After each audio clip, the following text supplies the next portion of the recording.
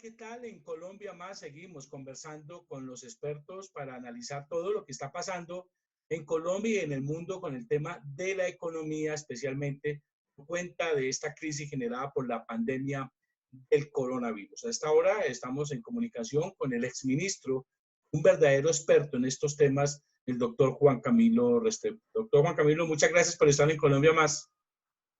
John Jairo, buenos días y muy complacido por esta invitación. Bueno, lo primero, ayer el Fondo Monetario Internacional entregó ya un panorama de lo que va a pasar. Habla de esto va a ser peor que la Gran Depresión de 1929, pone que el mundo va a caer menos 3%, parece que Colombia no le va tan mal, habla de menos 2,4%. ¿Cómo analiza usted estos pronósticos? Bueno, si bien es cierto en las proyecciones que publicó ayer el Fondo Monetario Internacional, salimos un poco mejor que otros países. Esta proyección coincide en que Colombia va a tener una recesión, que ya estamos entrando en ella, muy fuerte, y lo mismo los otros países. Yo creo que estas proyecciones van a empezar a modificarse y están en un terreno muy cambiante porque las circunstancias están cambiantes, pero si hay un lugar común hoy en día entre los expertos que están sacando proyecciones como estas del fondo, es que todo el mundo, y Colombia en especial, o Colombia una de ellas, estamos abocados a tener una recesión fuerte en el año que viene. Doctor Juan Camilo, a usted le tocó en el año 99 una caída de la economía de menos 4,5%. El país al cabo de 2 años, 3 años, comenzó a tener esa tendencia a la recuperación. Una caída del menos 2,4% no parece tan dramática. ¿Nos podríamos recuperar mucho más rápido? Bueno, yo creo que nos vamos a recuperar como sucede siempre que se transita por una recesión, como sucedió en la del 99. En el 99, que no fue solo de Colombia, fue de toda América Latina y de todo el mundo también, con la crisis del sudeste asiático, pero hacia el 2000 ya las economías, incluida la nuestra, estaban en recuperación. Nosotros también vamos a recuperarnos cuando salgamos de esta emergencia, pero el año que viene va a ser un año muy duro y muy fuertemente nocivo para el empleo y para el tejido empresarial y social del país. Usted lidió hace más de 20 años con esa recesión de menos 4,5. ¿Qué fórmula se puede aplicar de lo que ustedes hicieron en ese entonces, lo que se puede hacer hoy para recuperar precisamente el ingreso de los hogares, el empleo, esas actividades que son tan importantes para el país? Bueno, como toda crisis, pues tiene sus similitudes y tiene sus diferencias. Yo creo que hay que ser consciente que aquella crisis fue ante todo una crisis del financiamiento. Comenzó con la crisis del sudeste asiático, con la moratoria de Rusia.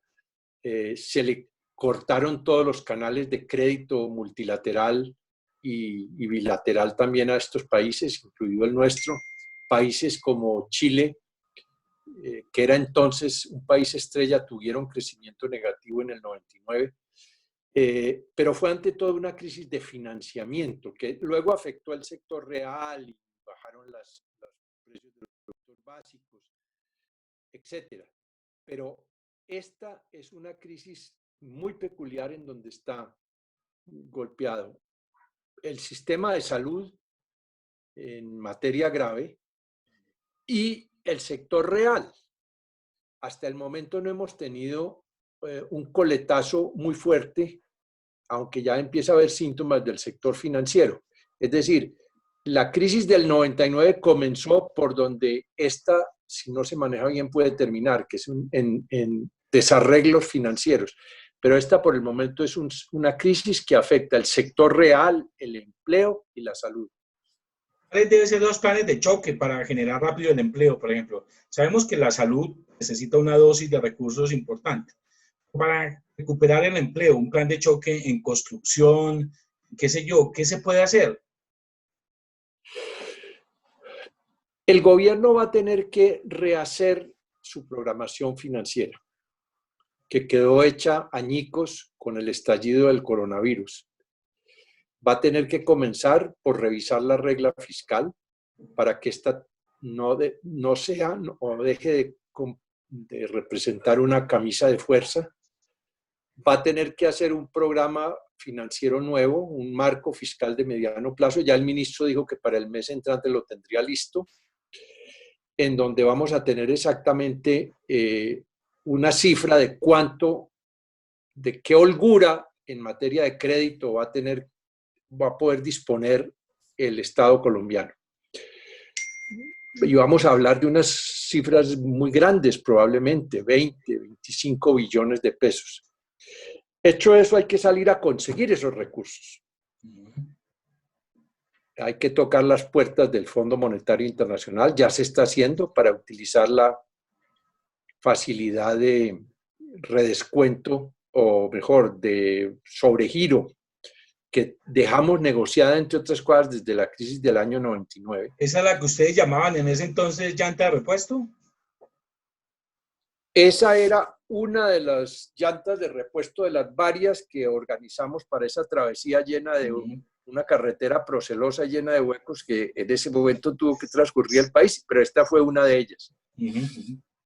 Y hay que tocar las puertas de otras entidades multilaterales que hoy están muy cortejadas por todo el mundo, pero tenemos que ir allá.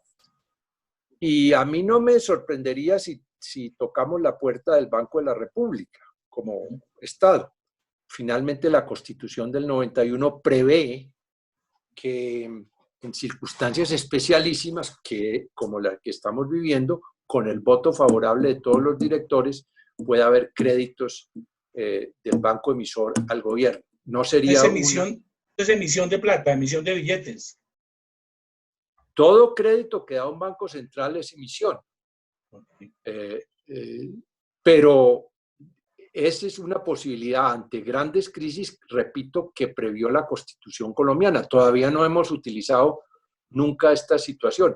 Entonces, probablemente va a tener que ser una canasta, Fondo Monetario, entidades multilaterales, Banco de la República, y con esos recursos financiar un gran programa de gasto público anticíclico que, recogido prácticamente en un nuevo plan de desarrollo para recuperar el empleo y la economía, será el que se ponga en marcha en los meses venideros, comenzando por el presupuesto del año entrante, que también hay que preparar y que debe presentarse al Congreso en los primeros 10 días de la legislatura que se abre el próximo 20 de julio. No habla usted de reforma tributaria, me sorprende porque ya el ministro lo planteó, aunque el presidente ya al parecer desautorizó.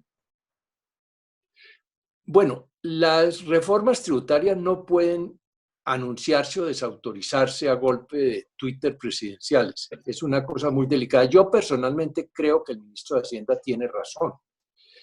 Quizás no es el momento ahora, o ciertamente no lo es para una reforma tributaria. Primero hay que montar el plan de emergencia, hay que financiarlo fundamentalmente con crédito.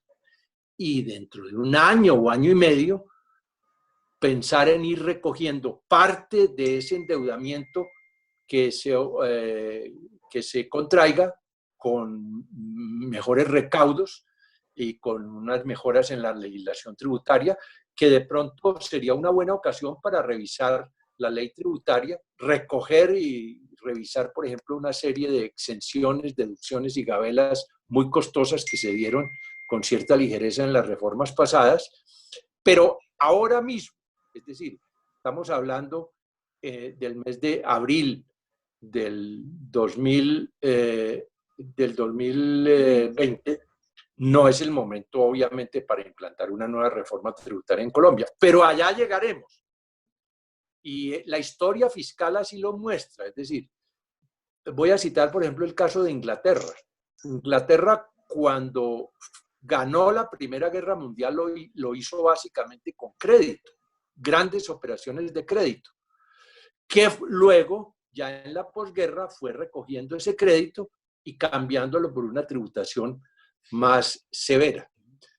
Hacia allá vamos. Yo creo que en ese sentido el ministro de Hacienda, aunque con inoportunidad para hacer el anuncio, está en lo cierto. Sobre el tema, un poco para ir avanzando, hay mucha queja de los empresarios que no les está llegando o no está siendo fácil las líneas de crédito en los bancos con las garantías del gobierno. También dicen que hay tasas de interés muy altas. Usted siempre ha dicho que las tasas de interés se pueden bajar a sombrerazos, que el sistema financiero hay que apretarlo. Muchos dicen que en la crisis del 99 lo que hizo el ciudadano fue salvar a los bancos. Un poco de esas precisiones. Es así, se salvaron los bancos y ahora los bancos se están quedando cortos con este compromiso de salvar las empresas y el bolsillo de los colombianos. Primero que todo, una precisión histórica. En el año 99 no salvamos a los banqueros ni a los dueños de los bancos.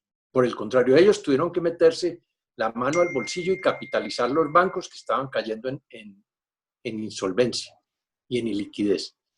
Lo que hicimos con ciertas medidas que se tomaron, muy profundas, fue salvar la confianza pública en el sistema financiero, salvar el sistema de pagos. ¿Para qué? Para que la estantería del sistema financiero no cayera y aplastara a los 15 millones de usuarios que entonces tenía el sistema, perdiendo ellos sus ahorros y sus recursos. Porque cuando un banco se interviene para liquidarlo, hay que recordar de cada 10 pesos que se intervienen, 9 son del público y 1, si es que todavía quedan en ese momento, es de los dueños. Entonces, lo más grave que a un accionista de la calle, que a un ahorrador de la calle le puede pasar, es que le cierren para liquidar su banco con sus platas adentro. Entonces, lo que hicimos fue no salvar a los banqueros, salvar la fe pública en el sistema crediticio, y lo cual se logró hacer bien y bien hecho, técnicamente hecho, con lo cual el sistema de pago siguió funcionando. Las intervenciones que se hicieron con cerramiento de puertas fueron mínimas y el sistema siguió adelante y se logró salvar la fe pública y los ahorros de 15 millones de usuarios que entonces tenía el sistema financiero. Hecha esa precisión, ¿los bancos hoy se están quedando cortos con ese apoyo hacia la gente y hacia las empresas? Entonces, esa es la precisión histórica. Ahora, sí, ahora hay una situación delicada que por lo demás es lo usual cuando comienza una crisis de estas. Todo el mundo se va a buscar la caja y nadie le presta a nadie platas nuevas. ¿Qué es lo que se ha oído en estos días? Que los bancos están refinanciando la cartera que ya tenían contraída. Es decir, el crédito que ya existía, sí lo están refinanciando, dando más plazos, en algunos casos manteniendo, aunque hay vergonzosas excepciones, las tasas de interés que estaban contraídas. El gobierno ha tomado algunas medidas también para apoyar las pymes, pero la empresa no pyme no le están prestando platas frescas los bancos y eso es muy grave. Hoy nomás, cuando estamos hablando, salió en la prensa una encuesta, la una de la ANDI y la otra de la Cámara de Comercio de Bogotá, y ambas coinciden en que a las empresas del país les quedan un mes o mes y medio de plazo para poder seguir pagando sus nóminas. Entonces, ¿qué va a pasar? Entonces, los bancos tienen que correr algunos riesgos, porque ellos están diciendo, como la situación se está volviendo muy complicada, yo no tomo riesgos, es decir, no presto platas frescas, nuevas. Entonces están refinanciando las viejas, pero eso no se traduce en liquidez útil para preservar el empleo, para salir adelante. El gobierno ha tomado algunas medidas que yo creo que están bien orientadas para favorecer a las pymes, grandes, medianas y pequeñas, aumentando el fondo de garantías, permitiendo que los porcentajes que este fondo garantice de sus obligaciones sean mayores. Ojalá que eso funcione operativamente bien, pero para las empresas no pymes no ha habido medidas y eso es muy preocupante. El Banco de la República ha tomado unas medidas que me parece que van en la dirección correcta, ha aumentado la liquidez, ha aceptado que obligaciones del sector privado garanticen las las operaciones que le soliciten en sus ventanillas de liquidez, lo cual es bueno. Y ayer nomás bajó los encajes del sistema bancario. Más que el sistema bancario, en cuanto tiene que ver con créditos nuevos, no me refiero a las refinanciaciones, en créditos nuevos sí se va a tener que mover y asumir una parte del riesgo que estas circunstancias implican. Porque si no lo asume y alega que tiene falta de apetito de prestar para estas circunstancias, resulta que esa falta de apetito se va a traducir en inanición de sus clientes y van a morir muchos de sus clientes, lo cual es malo para el sistema todo y para la economía. ¿Cómo obligarlos a los sombrelazos, como bajar las tasas de interés y también obligarlos a que presten? Porque liquidez tienen. Ya el Banco de la República les bajó las tasas de interés. Pero muy tímido, ¿no? Hoy en este momento no parece ser un problema de tasas de interés, a diferencia de lo que teníamos entonces, en el año 99, que llevaba unas tasas de interés estratosféricas. Pero ante todo es necesario ir forzando, y el Estado va a tener que actuar si los bancos motu propio no actúan, forzar para que créditos nuevos, frescos, no me estoy refiriendo a las refinanciaciones, fluyan a las empresas no pymes con mayor facilidad de lo que está sucediendo en este momento. Las medidas del Banco de la República en torno a la liquidez a mí me generan realmente alguna inquietud, en el sentido de que ¿a qué tanta liquidez? ¿Qué es lo que está pasando en el sistema financiero? Obviamente por la parálisis de la economía no debe estar entrando muchos depósitos. No sé si la gente esté retirando muchos recursos.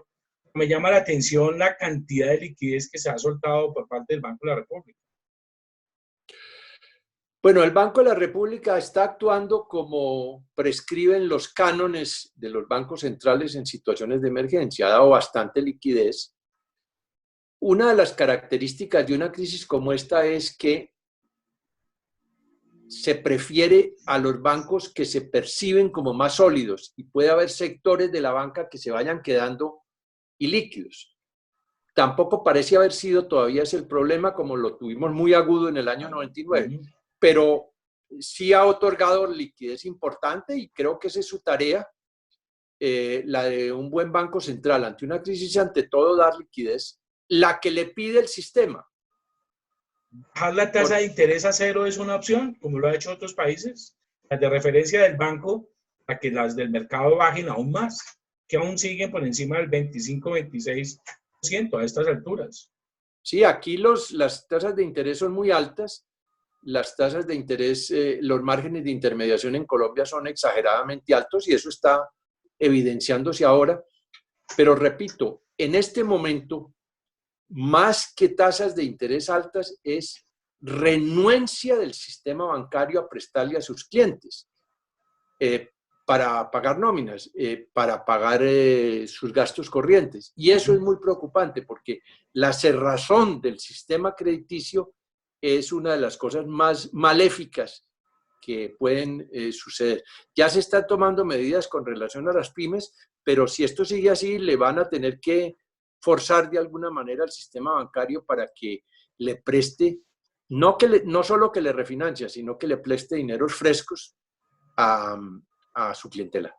Hablando un poco del usuario, ya para ir terminando, de nosotros los colombianos, está haciendo mucha carrera el hecho, y lo escuchaba yo en un supermercado, no, pues yo voy a endeudarme con la tarjeta de crédito y si esto sigue mal, pues el banco me tendrá que ayudar o el gobierno me tendrá que pagar. Esto no se corre el riesgo también de que todos entremos en esa cultura de que esperemos a ver qué pasa y mientras tanto compro al debe el mercado y las cosas que necesito. No, yo no creo que debiéramos llegar a cosas en donde se atice lo que se llama el moral hazard, es decir, las medidas irresponsables o populistas. Pero lo que sí es cierto, como lo ponen en evidencia, repito, las encuestas que hoy salen de la ANDI y de la Cámara de Comercio, es que las empresas se están quedando asfixiadas porque no están vendiendo, porque no le están pudiendo pagar a sus proveedores, ya ven un horizonte muy cercano en el tiempo en donde se les van a agotar los recursos para pagar la nómina. Entonces, eso hay que romperlo de alguna manera, y los primeros que deben hacer algo es los mismos bancos. Ellos tienen unas responsabilidades y son unas responsabilidades indeclinables. Y no basta con refinanciar deudas viejas. Tienen que dar créditos nuevos a empresas que usualmente además tienen garantías buenas, holgadas, hipotecarias y otras, de manera que no se les está pidiendo a los bancos que cometan ninguna irresponsabilidad. Pero por último, la última pregunta ahora sí. Economía, salud. ¿Usted qué cree que esto va a pasar? Si esto se prolonga, ¿esto hasta cuándo aguanta tener a la gente confinada y en este encierro? Como lo ha dicho el presidente, ya después del 27 de abril comenzar a tener un aislamiento inteligente. Es decir, ¿qué se debe hacer? Porque esa es la gran incertidumbre a estas alturas. Sí, vamos a ver, infortunadamente este es un tema que está unido a los temas de prevención de las epidemias y a los estimativos técnicos de los expertos. Y todo indica que va a ser una cosa que va para largo, tomar con cuidado, con prudencia, pero eso no quiere decir que en el campo financiero y sobre todo en el bancario no se les force un poco la mano a los bancos para que no asuman su cuota de responsabilidad para que no se acabe de asfixiar la economía. Muy bien, doctor Juan Camilo, muchas gracias por estar aquí en Colombia Más y seguramente más adelante tendremos que seguir hablando ya un poco sobre todas las reformas que se tienen que hacer. Muchas gracias de nuevo por estar con nosotros. Bueno, gracias a ustedes.